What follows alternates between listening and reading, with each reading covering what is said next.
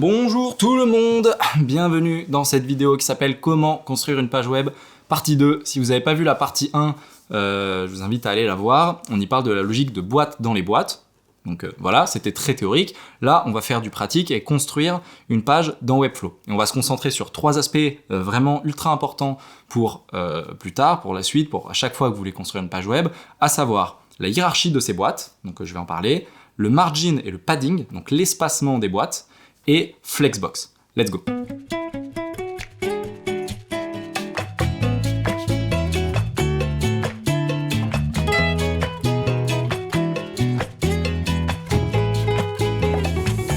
Ok, donc cette vidéo, je vais la faire un peu comme un live. Je vais pas faire de montage parce que j'ai vraiment pas le temps honnêtement. Donc ça va peut-être prendre un petit peu plus de temps, mais au moins on va avoir le temps de bien couvrir et ce sera bien complet comme ça. Donc la dernière fois, j'ai pris des exemples de sites, Apple, tout ça, dont mon site de Maté. Et en fait, je vais prendre cet exemple-là, donc je continue à me faire de la pub, hein, c'est comme ça. Mais pourquoi? Parce qu'en fait, c'est surtout un site simple que je connais, j'ai les images et tout, il n'y a pas de souci, donc au moins, ça va être un bon exemple. Également, cette page, elle est très simple, et donc on va la construire, on va faire cette première partie noire, la première section ici, et cette petite section en dessous. Donc, je vais dans Webflow. J'arrive ici sur mon projet, il est complètement vide, et l'idée, ça va vraiment être de construire la structure de cette page-là, mais vraiment juste la structure. Donc ça va peut-être ressembler à rien, mais structurellement, ce sera identique. Donc, je vais commencer par la partie avec les sachets ici. Comme j'ai dit juste avant, on va faire des sections, j'ai appelé ça. Donc ça, je vais appeler ça une section, cette espèce de grande partie avec ma photo. Et donc dans Webflow, je vais vouloir ajouter des éléments en haut à gauche. Et le premier élément que je vais trouver, c'est une section. Donc c'est plutôt bien pensé. Et si on regarde le picto, on voit que c'est comme ça des grandes bandes qui font toute la largeur qui s'enchaînent. Et donc en fait, ça représente tout à fait ce que je vois ici. J'ai mes sachets de Maté, la section elle fait toute la largeur. Ici, c'est pareil. Ici, c'est pareil. Donc on pourrait appeler ça presque un écran. Au final, ici, j'ai un écran avec l'image et le truc. Ici, j'ai un écran avec tout ça. Mais donc, je vais appeler ça des sections. Et Webflow appelle ça des sections également. Donc je vais cliquer dessus ou cliquer, déplacer. Et donc, je vais avoir ma section. Et donc là, il faut faire un petit peu d'abstraction dans sa tête. La section que je viens de mettre, ça va être ce truc-là. Dedans, si vous avez vu la vidéo d'avant, j'avais dit que j'avais une petite boîte dedans avec mes 2 titres et mon bouton. Donc moi, je vais pas me prendre la tête, je vais me dire, ok, là-dedans, j'ai une petite boîte, donc je vais ajouter une boîte dans ma section. J'appuie sur A pour ajouter, ou alors je clique ici. Et donc là, j'avais différentes parties ici, là, layout, basic, etc. Dans layout, j'avais section, c'est ce qu'on vient de mettre, c'était le premier élément. Et dans basic, je vais avoir div block. La div block, c'est vraiment l'élément de base en HTML. Donc pour construire une page web, l'élément de base, c'est div block. Voilà, c'est comme ça s'appelle une div. C'est chelou, mais c'est comme ça. Donc je mets ma boîte qui s'appelle une div, qui va englober ces 3 éléments, le titre, le sous-titre et le bouton. Donc, j'ai besoin de mettre un titre dans ma boîte. Ici, je vois que c'est div block. Si je regarde dans le navigateur ici, je vois que j'ai bien effectivement section avec une div block dedans. Je peux replier ici ou agrandir. Et le body, on va pas faire attention pour l'instant, c'est globalement ma page. Donc voilà, section, div block. Donc dans ma div block, je vais ajouter un élément. Donc on a mis une section, on a mis une div block. Et ensuite, en typographie, je veux un titre, heading. Boum. Ok, je vais copier le texte d'ici, histoire qu'on y croit un peu plus. On va pas faire attention à la typo aujourd'hui, on va pas en parler. Hop, puis je vois qu'en dessous j'ai du coup un sous-titre. Donc tout comme je viens d'ajouter un titre, je vais mettre un deuxième titre. Alors ici je vois qu'il me propose H1, H2, H3, H4, H5. On va pas en parler tout de suite, mais pour faire simple, H2 c'est un second titre, et si je retourne voir sur mon premier ici, si je clique sur le petit rouage, je vois H1, et ça veut dire que c'est mon titre principal et je dois en avoir un seul par page. Mais on va pas s'étaler ici. Donc c'est bon, j'ai mes 2 titres, et maintenant, à ajouter, un bouton. Ok, c'est ce que je veux. Ici, j'ai un bouton. Il est noir, bon, moi il est bleu, on s'en fout. Je vais mettre le bon texte que j'ai réellement sur ma page. Ensuite ici, c'est voir les matés. Hop. Et je vais quand même changer 2-3 petits trucs. Donc par exemple, je vois que mon titre ici, il est peut-être un peu plus gras. Alors ici, dans typographie, je vais pas changer la typo, mais je vais aller mettre plus gras. Et puis le titre d'en dessous, il était beaucoup plus petit. Donc ici, dans taille de typo, je vais beaucoup baisser. Hop. Ok, très bien. Maintenant, je vais aller chercher dans mes fichiers l'image. Alors, je vais cacher peut-être un peu mon écran. Je sais que c'est dans Shopify. Hop, je cache pas mon écran. Ok, c'est ici. Alors, on voit que ce qui manque là pour l'instant, il manque beaucoup de choses, mais il manque déjà l'image. Ok ? Donc il y a plusieurs manières de le faire, mais ici, vu qu'on est en train de rester simple, on va faire une manière et basta. Et cette manière, ça va être qu'on va la mettre en fond d'écran, on va dire, en background. Le nom de l'attribut, c'est background. Pour ça, je vais retourner sur ma section, et à ma section, ici, background, image et gradient, je vais vouloir lui ajouter une image. Donc là, je vais vouloir choisir l'image. Donc moi, je vais l'importer ici. Hop. Et là, il me l'a mise. Maintenant, ce que je vais vouloir faire, c'est qu'elle couvre comme un fond d'écran ma section. Pour ça, ici, on a l'attribut cover. Et l'attribut cover, on voit que, hop, il vient comme ça ajuster l'image à la bonne taille. Et ensuite, position, bah moi, pour l'instant, je veux qu'elle soit bien centrée. Voilà. Donc, pour l'instant, c'est pas parfait, mais ça me va. Hop. Je retourne ici, je vois que c'est toujours pas dingue. Pourquoi c'est pas dingue ?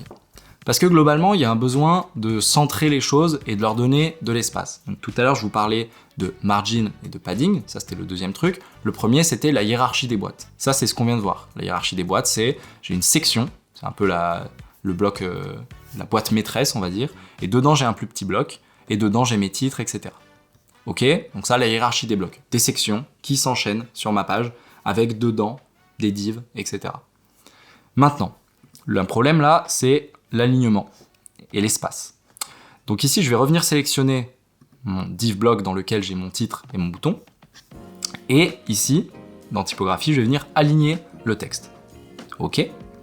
Maintenant, je vois qu'il y a un problème de largeur. Parce qu'en fait, ici, je ne vais pas de tout à gauche à tout à droite. Et ici, bah, c'est clairement un problème. Donc ce que je vais vouloir faire, c'est que cette même div block, je vais lui dire que, ici width qui veut dire largeur, et ben je vais réduire cette largeur jusqu'à ce que ça corresponde à peu près à ce que je veux. Ok ? Ensuite, on est obligé d'aller un peu plus dans le détail, parce qu'en fait là on voit que, bah, par exemple, mon titre ici, il est très espacé, ici il est très espacé entre les lignes, et ici il l'est pas.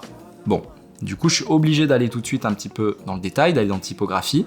Ici, size, j'ai la taille de ma typo, et height, c'est l'espace entre les lignes. Donc là, je suis obligé de venir réduire comme ça la taille, histoire que ce soit un petit peu plus crédible. Ok, troisième pilier que j'ai dit qu'on allait aborder, c'est Flexbox. Alors Flexbox, c'est du CSS, donc je vous passe les détails. HTML, CSS, c'est en réalité les langages qu'on est en train d'utiliser ici, même si on utilise une interface et qu'on n'a pas à écrire le code. Derrière, c'est ce qu'on appelle du HTML et du CSS. Et donc en CSS, on va faire un petit peu la peinture de notre site, c'est-à-dire qu'on va donner des attributs à nos éléments pour, par exemple, changer la couleur, changer la taille ou changer l'alignement, par exemple. Flexbox, c'est une propriété CSS qui nous permet de venir aligner à l'horizontale, à la verticale, au milieu, à gauche, à droite, etc. Qui permet d'aligner nos blocs, nos boîtes. Et donc ici, je vois que j'ai un problème assez simple, c'est qu'ici, c'est centré, donc le texte est centré. Ici, je vois que mon texte est centré. Par contre, la boîte, la div, elle n'est pas centrée. Elle est collée à gauche dans mon espèce de section. Donc, tout en haut ici, à droite, c'est vraiment dans le premier truc, layout, je vais zoomer carrément un peu, j'ai display. Donc on va pas s'étaler ici sur display, je le ferai dans une vidéo dédiée. Par contre, on va regarder que ici j'ai quelque chose qui s'appelle bloc, et ici en deuxième j'ai flex. Donc je disais flexbox, pour simplifier on va dire flex. Ça c'est un truc qu'on va vraiment retrouver de partout. Donc là je vais choisir flex. Pour l'instant ça ne change rien, par contre il y a un petit menu qui est venu popper en dessous, où il me dit horizontal, vertical, et ensuite align, d'autres trucs. Bon, en fait ce qu'il me dit c'est que direction, il veut savoir si les éléments qui sont dans ma section, ils vont s'enchaîner à l'horizontale, ou s'ils vont s'enchaîner à la verticale. Alors là, le truc, c'est que j'ai qu'une div dedans, celle qui englobe mes titres, donc quelque part, je m'en fous. Mais on va dire verticale, par exemple. Ensuite, il me dit, comment tu veux aligner ? Et donc là, il met des trucs par défaut, on va pas s'y intéresser spécialement. Moi, je vois qu'il y a ça qui dit center, ça m'intéresse. Boum. Si je mets droite, à droite. Ok, ça m'intéresse. Et ensuite, justifier, justify. Là, il va me dire soit tu viens te coller au haut de la section, soit tu viens te coller au bas, soit tu viens te mettre au milieu, center. Donc moi là, ça va peut-être pas changer grand-chose, voilà, là on le voit pas, mais c'est ça qui m'intéresse. Je veux que, on voit ici, ce soit globalement au milieu. On voit que c'est pas vraiment au milieu, mais pour l'instant, ça va faire l'affaire. Donc maintenant, on est quand même déjà beaucoup mieux. Maintenant, je reviens sur margin padding, parce qu'en vrai, on ne les a pas encore utilisés. Donc ici, par exemple, je vois que mon titre, il a un espace en dessous de lui, avant d'avoir un second titre, et puis il y a encore un petit espace avant le bouton. Ici, je vois que c'est pas forcément les mêmes espacements, mais bon, globalement, c'est la même chose. Si je clique sur mon titre et que je regarde sur la partie de droite qui s'appelle spacing, je vais avoir ici 20 et 15, c'est des infos là qui sont en orange. Si elles sont en orange, ça veut dire qu'en gros là, elles ont déjà été rentrées. C'est pas moi qui les ai modifiées. Regardez, si je les modifie, elles deviennent bleues. Donc là, elles sont orange, et quand je mets ma souris dessus, je vois que, en fait, il me montre au-dessus et en dessous du titre, en bleu, qu'il y a de l'espace alloué. En fait, ça, c'est le margin. On le voit écrit ici. Donc margin, qui est représenté en bleu, on voit que si je modifie, ça pousse au-dessus. Donc ça me crée une marge, tout simplement, au-dessus. En dessous, on va la voir aussi grandir. Donc ok, je vais pousser les éléments. Et ensuite, j'ai le padding. Et là, ça va plutôt venir pousser, mais à l'intérieur. Donc ici, là, ça va pas être flagrant. De toute façon, on va pas pousser cette notion-là ici. Mais ça vient vraiment faire une marge intérieure. Là où margin vient faire une marge extérieure. Donc, je répète, margin, marge extérieure, padding, c'est dans l'élément. Bon, ici, restons simples. Moi, je vais lui dire qu'en haut, je veux rien, carrément. Comme ça, au moins, on est bien aligné sur la hauteur.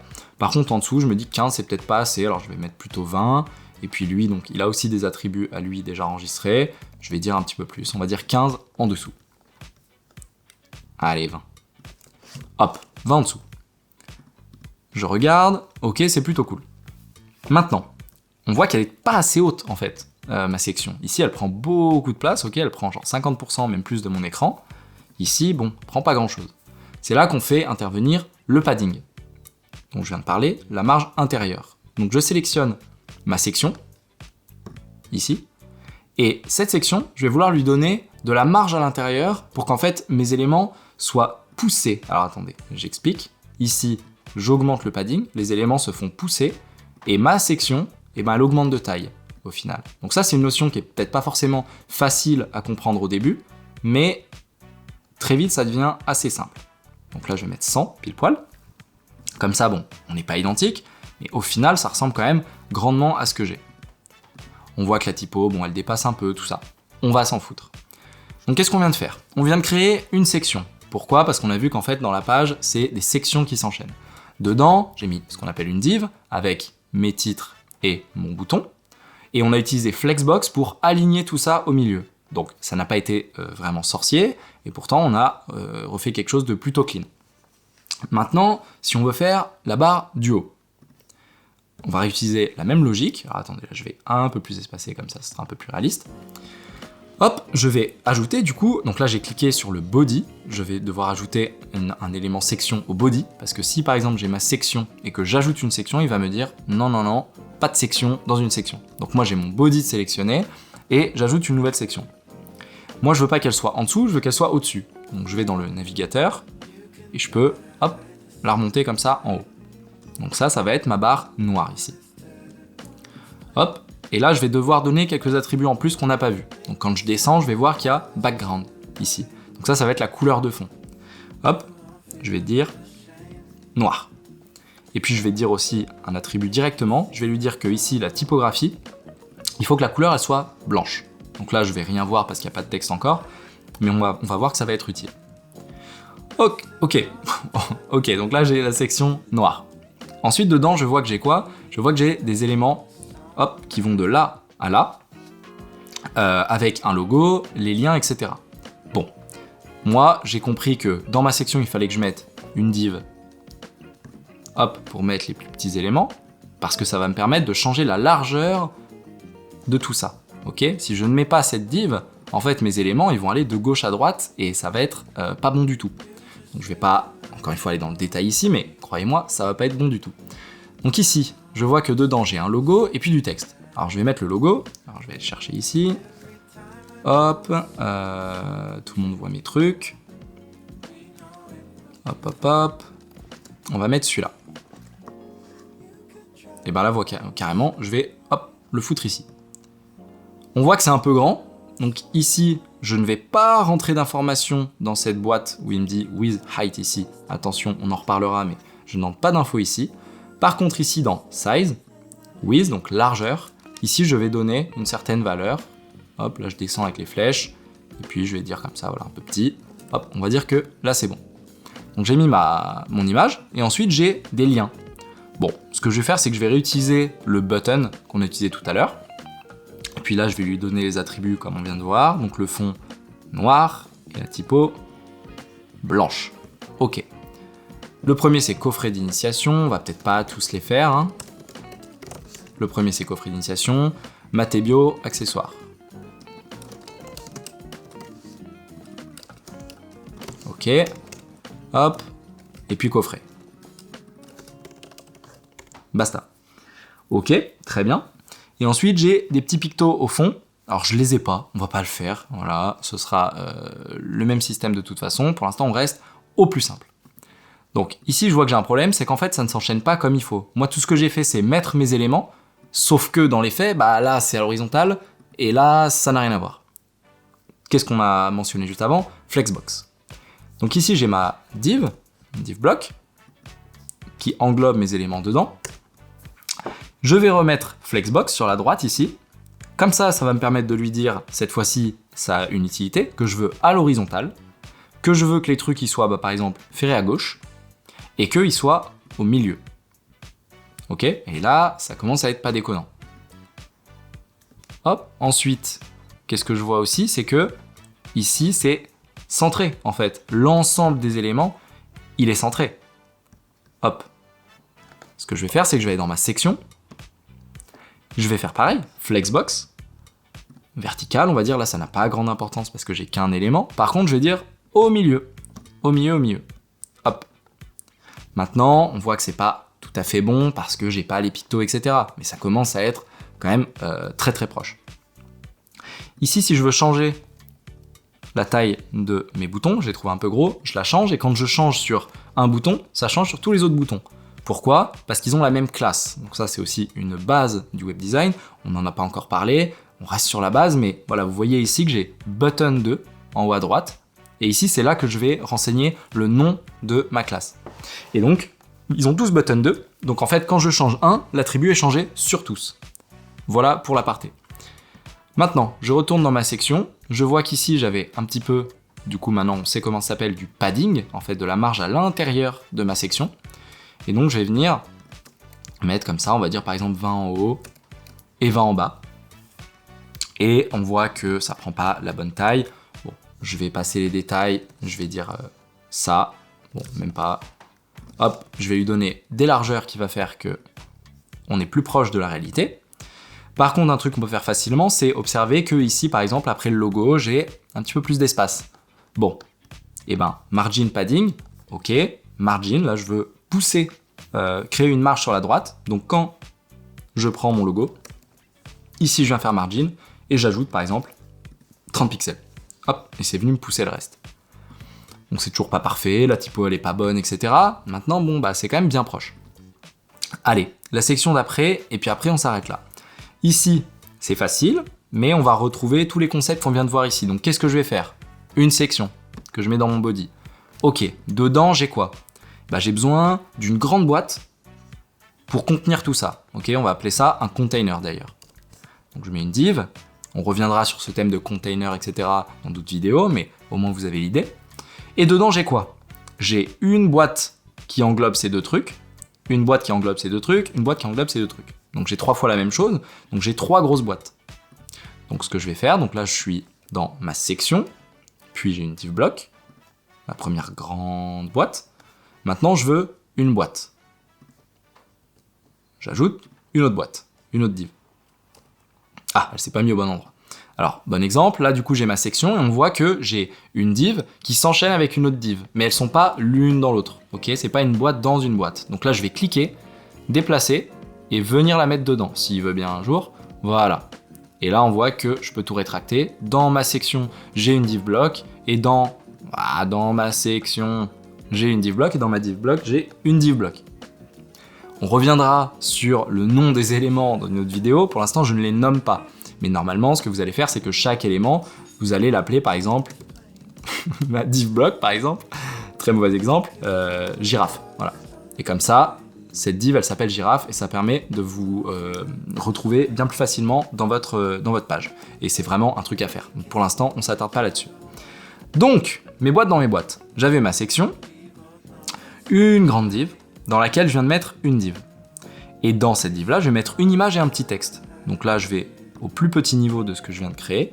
Et ici, j'ajoute une image et un élément qu'on n'a pas encore mis dans typographie, un texte tout simple, text block. Ok.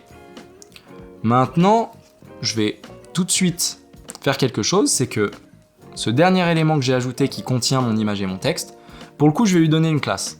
Parce que là, après, je vais le dupliquer. Donc, je vais l'appeler colonne 1, par exemple. Maintenant, je sais que j'en ai 3 sur ma page. Donc, j'ai fait ma colonne 1.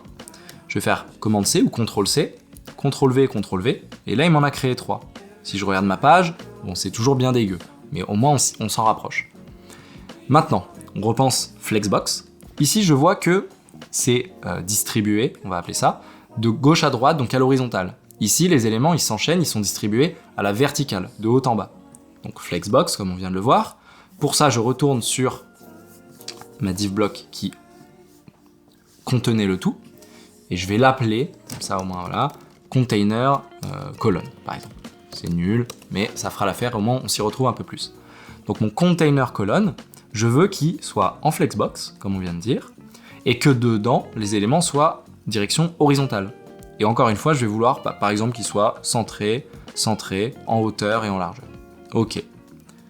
Maintenant, on voit qu'ils sont toujours pas très bien centrés. Pourquoi? C'est parce que j'ai mon container, mais ma sélection, j'ai oublié de mettre aussi le flexbox, hop, centré, centré.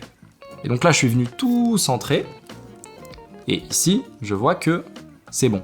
Ça paraît bizarre parce que, en fait, mes images là, elles sont alignées à gauche et donc on dirait que c'est pas centré. On va corriger ça tout de suite. Dans colonne 1, j'ai pas encore mis mon flexbox. Donc je viens mettre flexbox là aussi. Je veux que mes éléments ils s'enchaînent pas comme ça. Je veux qu'ils s'enchaînent à la verticale. Je veux qu'ils soient centrés, centrés. Ok. Et là, c'est tout bien clean. Ça fait plaisir. Maintenant, je vais importer les images. Est-ce que ça filme encore? Oui. Je vais importer les images. Hop. Ces trois-là.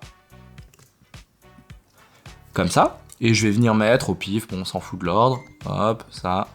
Allez, je dis on s'en fout de l'ordre. En vrai, je peux pas.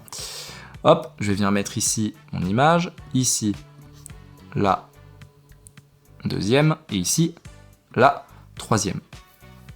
On voit qu'elles sont beaucoup trop grandes. Et ça, c'est parce qu'en fait, de base, quand je vais mettre mon image ou ma photo, Webflow va essayer de la mettre à la taille la plus grande, en fait. Et si mon image, elle fait 1000 pixels de large, et ben, il va essayer de la mettre au plus grand possible. Donc moi, c'est pas ça que je veux. Donc ici, je vais venir changer encore une fois la width, la largeur, en mettant une taille qui me plaît bien. Donc on va dire par exemple là, 250 pixels. Ok. Maintenant, je vois que les autres n'ont pas été changés. Pourquoi? C'est parce qu'elles n'ont pas la même classe. Ici, je vois que ça s'appelle image 2 en haut à droite. Là, quand je clique ici, image 2. Et ben moi, je veux que cet attribut là, cet élément là, pardon, il s'appelle aussi image 2. Donc ici, je peux l'écrire par exemple. Image 2, il va me le proposer. Je veux que ça s'appelle image 2. Et du coup, il récupère les attributs tout de suite de l'autre. Donc sinon, je peux cliquer ici, faire commande V, parce que j'avais copié l'attribut image 2. Et voilà. Et maintenant, si je viens changer l'attribut de largeur, on voit qu'il s'applique absolument tous en même temps. Donc c'est cool, c'est ce que je veux. Je vais venir mettre le bon texte, histoire qu'on y croit un peu plus. Hop, j'ai notifs qui font chier. Hop. Et ici, riche en vitamines et antioxydants. Boum. Hop. On regarde, on voit que c'est pas mal, et sauf qu'on a un problème, encore une fois, c'est le padding. C'est-à-dire la marge à l'intérieur de ma section qui en fait correspond pas bien. Ici, dans le vrai site, j'étais un peu comme ça. J'avais de l'espace à l'intérieur. Donc je viens de mettre du padding. Et si je me mets ici, il me le montre en vert. Si je mets hop, de la marge, il me la montre en bleu. Donc là, on voit que mon élément section, il s'arrête à la ligne bleue et que au-dessus, en bleu, j'ai 40 de marge, 41, et en vert à l'intérieur, j'ai 40. Hop. J'espère que c'est clair. Maintenant, on voit que le texte là, bon, est trop grand, donc je viens en prendre un, je viens réduire la taille, et je vois que, la tuile, même truc que pour les images, ça s'applique pas à tout. Et donc je viens copier le nom de ma classe, TextBlock ici, et je viens le mettre là, hop, TextBlock, TextBlock. Maintenant, il y a aussi quand même un problème de taille, et donc l'attribut with qu'on a vu là pour les images et pour d'autres trucs, si je prends une de mes colonnes, je vais dire par exemple 30%. Bon, on voit que c'est pas terrible. Pourquoi c'est pas terrible? Parce que mon container au-dessus, lui, n'a pas de largeur. Vous voyez, on est obligé d'aller tout de suite quand même dans des choses plus compliquées, mais c'est comme ça. Mon container, lui, il n'a pas de largeur. Donc, je vais lui en donner une. Je vais lui dire par exemple 90% de ma page. Donc là, on voit qu'il y a un petit peu de marge, il y a 5% à gauche, 5% à droite, pas de marge en tant que telle, mais je veux dire de place libre. Vu qu'il prend 90% de la largeur, et ben voilà, 5% à gauche, 5% à droite. Et maintenant, mes éléments colonne 1, ils prennent 30% de l'élément au-dessus. Donc ils prennent 30% de la largeur de container colonne. Et donc si je regarde, et ben on est plutôt pas mal. C'est pas les bons espacements, etc., mais c'est plutôt correct. Ok, bon, et puis les petits détails, alors le bouton, il était noir, donc maintenant on connaît, on le met noir, et on regarde ça, et on est quand même pas déconnant. C'est pas parfait évidemment, mais ça fait le travail.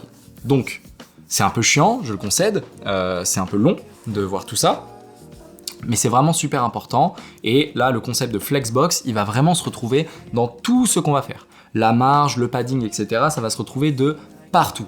Et cette hiérarchie, donc section dans laquelle je mets ce qu'on appelle un container, on va petit à petit en parler de manière moins novice, je vais plus le faire automatiquement et on va appeler les choses par réellement leur vrai nom, mais pour l'instant j'essaie vraiment de faire comprendre la logique de fond, pour les gens qui ne connaissent vraiment pas le web design.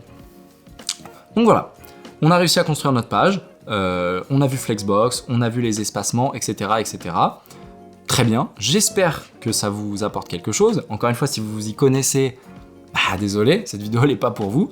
Maintenant, voilà, j'essaie d'imaginer si au moment où j'avais découvert le web design, on m'avait expliqué ces choses-là de cette manière, ça m'aurait peut-être pas mal aidé. Et puis à l'époque, il n'y avait pas Flexbox. Donc ça, pour les gens qui faisaient du web design il y a 10 ans, c'était beaucoup plus compliqué, crois-moi. Aujourd'hui, crois-moi, croyez-moi. Aujourd'hui, avec Flex, voilà, on a juste à cliquer sur un bouton et on dit je veux centrer, je veux mettre à gauche, je veux mettre à droite, et on va voir qu'en fait dans des trucs plus compliqués, ça permet de faire les choses super simplement.